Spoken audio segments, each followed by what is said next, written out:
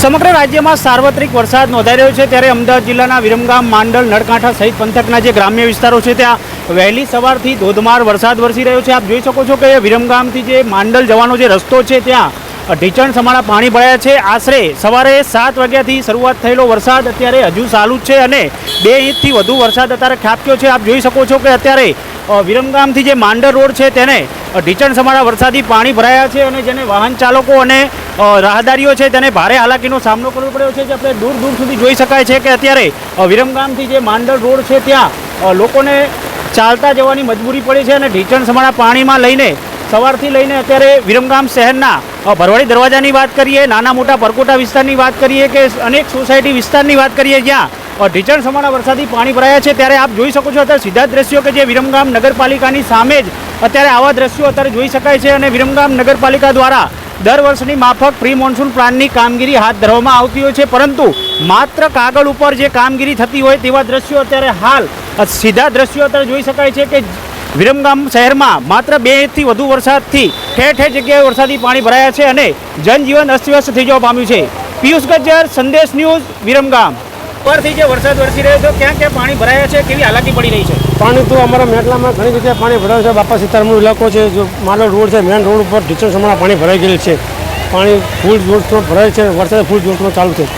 અમુક નાની મોટી ચોલામાં ફૂલ ઘરમાં પાણી પહેરાઈ ગયેલ છે। કેવી હાલાકી પડી રહી છે? આ હાલત તો બહુ ગંભીર પરિસ્થિતિ કે માણસ કામ ધંધે ક્યાં જાય, ઘરની બહાર નીકળે કઈ રીતના નીકળે, નાના નાના છોકરા લઈને ક્યાંથી નીકળે, ગરીબ પ્રજાતિને બહુ તકલીફ છે।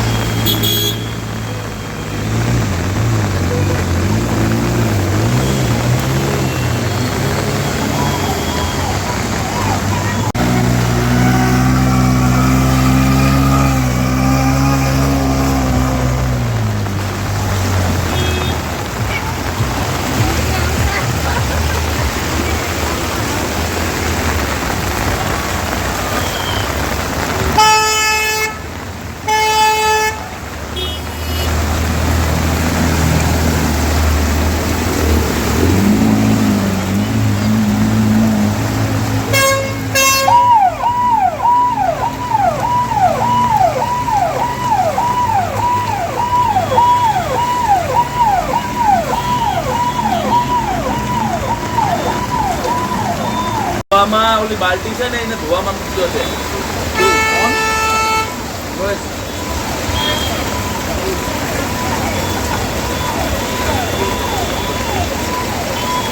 દાદા સુબહ 6 બજે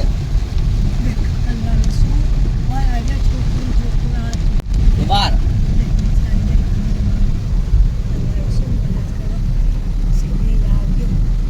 બાંધીને ખેંચવી પડશે।